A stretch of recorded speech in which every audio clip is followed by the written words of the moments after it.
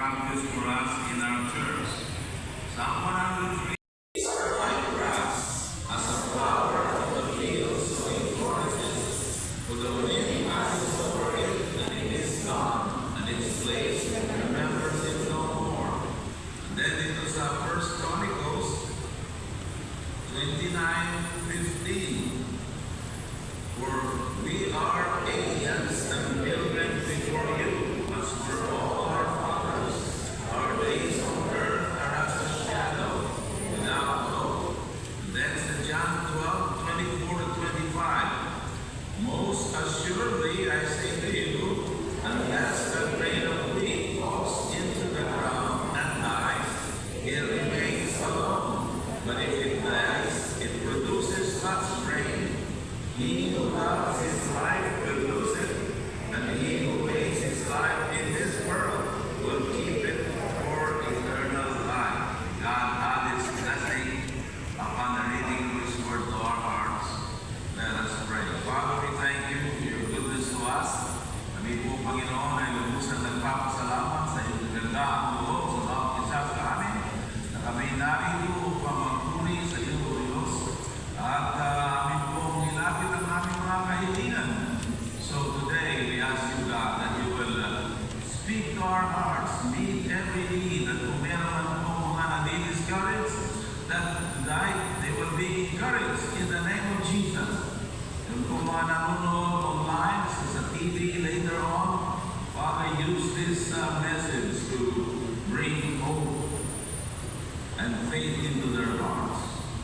Hallelujah. Kung meron po may mga karamdaman, sakit, at nangangailangan ng himala galing sa iyo, may you give it to them, Lord, according to their faith, in the name of Jesus. Bless us this evening.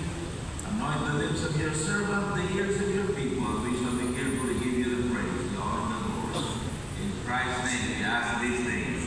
Ang lahat ay magsabi ng malakas na Amen. Amen.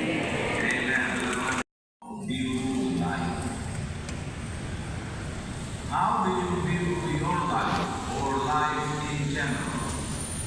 Ito isang napaka-importante question. This is one of the big questions of life. How do you view What is life? view life? How do you view life? What is your idea of life? Throughout history, man has attempted to find answer to that question.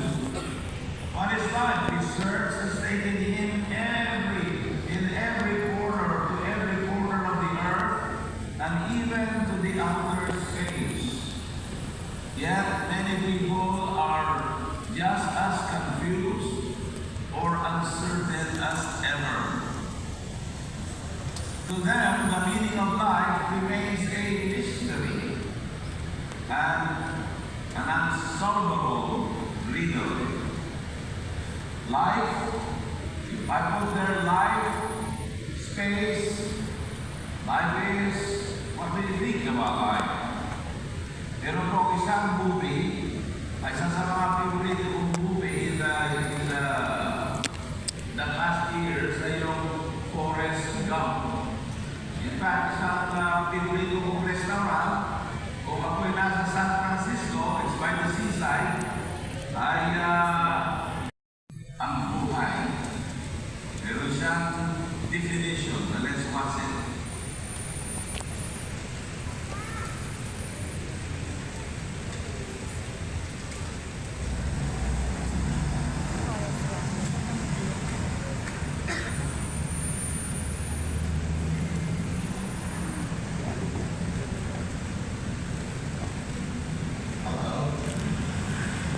My name's Forrest Gump.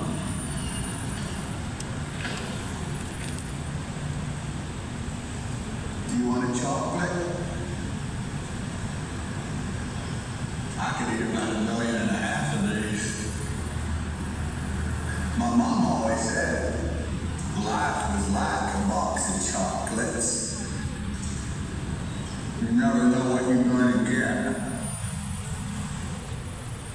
Yun ang kanyang definition. Life is like a box never know what you're gonna get. Ikaw kaya? What is your idea of life? Life is difficult. Mahirap ang buhay. But one thing we know, life is not a dress rehearsal. You only get to live it once. So, I want to give you 5 possible answers to the meaning of life. Each of these is an answer that will affect a person's whole philosophy, attitude, and behavior.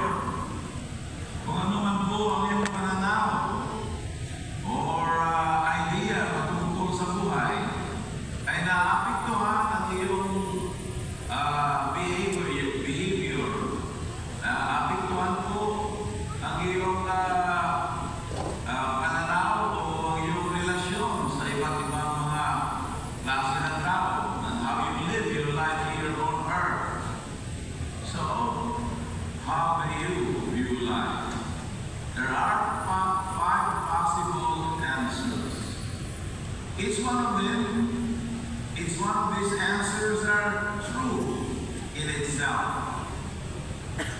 And it could be that all 5 of them ay meron pong element sa iyong definition ng buhay.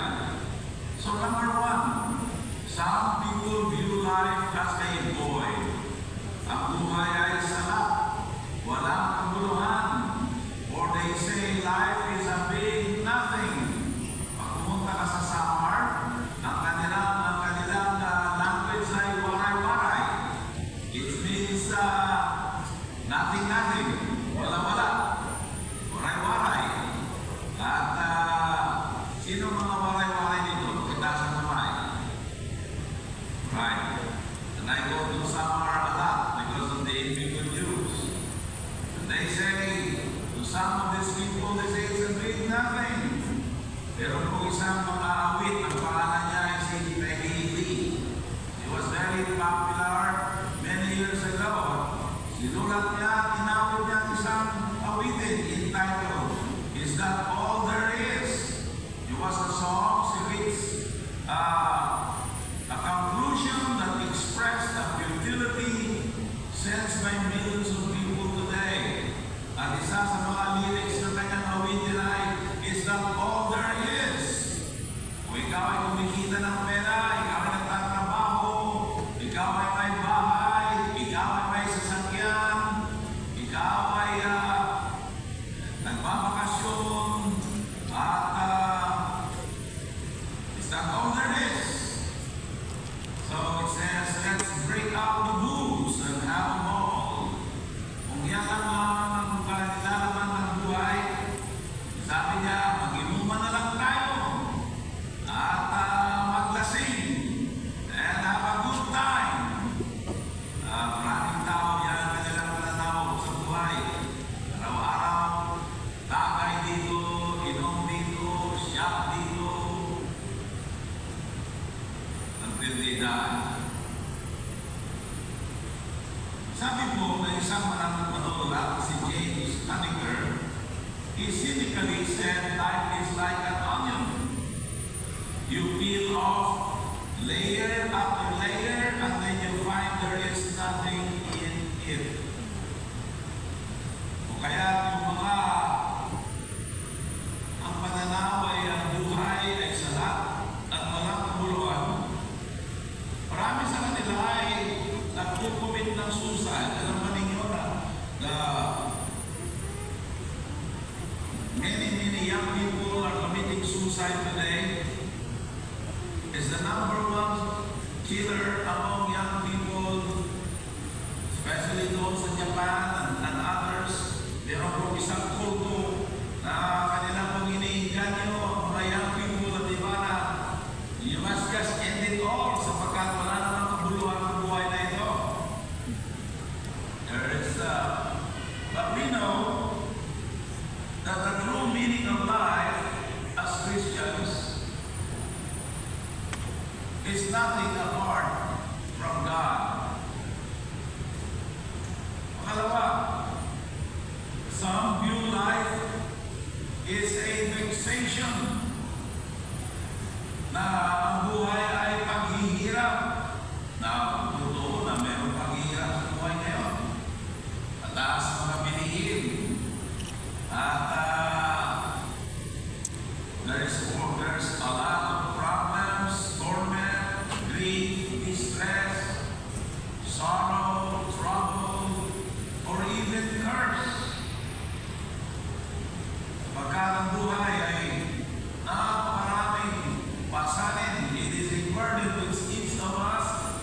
saddle na sinasakyan tayo ng mga problema at para bang walang ending, walang hinto. Ang mga problema, ang mga pasanin sa buhay, life is filled with problems and hardships. It is a predicament that precedes death. Tatanungin mo siguro yung mga kapitbahay, kumusta ka ngayon? Ito, mahirap. Meron akong nakausap, one from Mindanao, one from Visayas, na kilala ko. Itong kilala ko ito ay napakapayat. Sabi ko sa kanya, ang payat-payat mo, kumusta ka? Ito, mapayat dahil sa hirap. And then, dito naman sa Visayas, dito akong na-meet na isang kaibigan, tumataba. Sabi ko, taba-taba mo na, kumusta na ang buhay? Ito, tumataba dahil sa hirap. Sino ang iyong paniniwala? Pare-parehas. It's that life is full of problems. At pagkatapos niyan, is you die. Did you ever wonder why there is so much suffering and starvation in many countries? Especially in the Hindu country, doon sa India, at mga Bangladesh na country. Dami namamatay sa gutom. Bakit? Dahil sa kanilang paniwala. They believe that to help persons who are suffering will only cause these persons to suffer more in the next life. So it is a pessimistic view of life. Ito yung kanilang pananaw nila ay fatalistic. Kaya sira, whatever will be, mahala na. Kind of attitude of life. There is truth in that at mamabasa natin sa Bible. Sabi po ni Job, chapter 5 verse 7, man is born unto trouble as the sparks fly upwards. Why is life so hard? Bakit na ba na mahirap ang buhay? Bakit na ba na ganito nangyayari sa ating mundo? Ang dahilan po ay dahil sa kasalanan, because of sin. The unpleasant and sufferings in this world is the result of sin coming into the heart of men and women. Noong po si Adan at saka si Eva ay sila po ay nasa Garden of Eden when God created them. They were created inside a paradise. Everything is there for them. But God warned them that if they disobey the Lord, they disobeyed God for partaking of that fruit, and because of that, sin came into the world and they were driven away from paradise. And since that time, every one of us must work with the sweat of our brow. Tayo dapat magpanat ng dugo, tayo dapat magpawis at maghirap dahil sa kasalanan. And thank the Lord, God sent His only begotten Son in order for you and I to be free from sin and for us to be saved. But still yet, a lot of people think of life as full of hardship only, except fixation that you cannot escape. Mga tugong pananaw tungkol sa buhay ay life is a vacation. Gusto natin yan, no? Life ay isang bakasyon. Kaya hinahangad na napakarami ay magbakasyon, magkaroon ng mapunta sa beach, mapunta sa bundok, maghanap ng mga lugar na napakaganda, tanawin, mag-swimming, mag-walking, mag-hiking, mag-motoring, mag-bicycling, mag-drive. There's nothing wrong with that. Because we like to have been free from the vicissitudes of life, from the hardship of life. So, ang tanaw nila ay buhay ay bakasyon, ang buhay ay kaligayahan. This view is held by many people in our world today, lalo-lalo na sa mga millennials.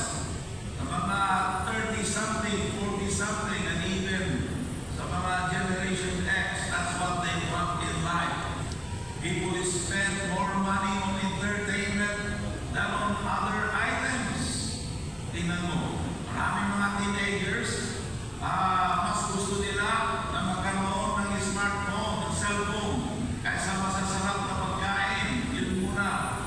Basta meron silang cellphone.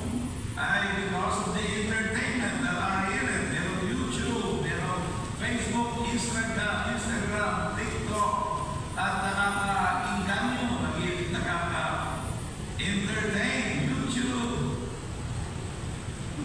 Netflix. People spend money in movies, on concerts, on going to theme parks like Disneyland, Disney World. Now, I am not preaching against vacation. You and I should have a vacation from time to time. It doesn't have, hindi kailangan na maggasto ka ng napakalaki upang magbakasyon. Marami po mga lugar dito sa Pilipinas na napakaganda. Pinupuntahan ng mga maraming mga dayuhan. Gumagasto sila ng napakaraming pera. Nakapunta lang ng Siargao, nakapunta sa Panawi Rice Terraces, nakapunta sa Boracay, El Nido, Manila Bay. Tumasang kira ninyo. Doon sinabi ko Manila Bay. Ang mga maganda naman dyan Okay, siguro wala na kayo mag-swimming. O kaya sa Batangas, sa Batangucay, sa Taal, Lake. At mga lugar na parang nasa ating mga kapaligiran. And they spend more money than on any other items. Sabi nga magbakasyon ako dahil napapagod ako. Di ba niyo napupuna? Pagkatapos ng bakasyon kayo ng isang linggo, 2 linggo, pag-uwi, pagod na pagod kayo. Ayaw niyo magtrabaho dahil kuyat kayo, jet lag kayo. O kaya napagod kayo sa pag-impake, napagod kayo sa pagtanggal ng inyong mga damit sa malita, sa pagkarga, pagpasan.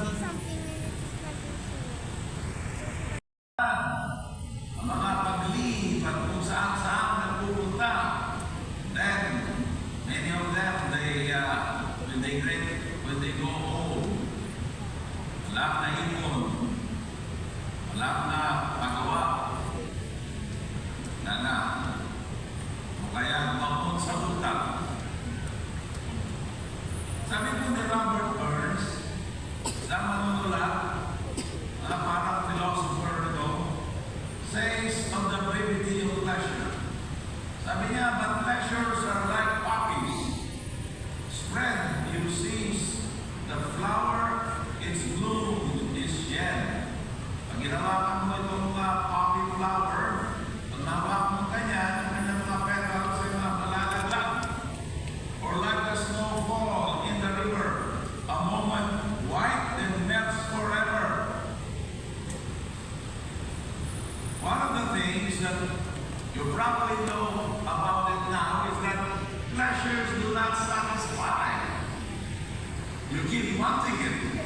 You keep wanting it. And you keep deeper and deeper and deeper and deeper in it. So the fun and excitement is in reality empty. Instead of obligation, it becomes enslavement. Is a labor. Life as a labor. Ang buhay ay pansamantala. Totoo yan, pansamantala ang buhay. That's a scriptural way to look at it. Sabi po sa James chapter 4 verse 14, for what is your life? It is even a labor that appears for a little time and then vanishes away. Sa Santiago chapter 4 verse 14, sabi po sa Tagalog, hindi na ninyo alam kung ano ang mangyayari sa inyo sa araw ng bukas. Ang buhay ninyo ay parang usok lamang, sandaling lumilitaw at agad nawawala. Totoo po yan, lahat na, kung may mga mahal sa buhay, ay teenager pa lang sila, ay sila yung namatay, or 20-something, namatay na sila. Days are swifter than a weaver's shadow. In Job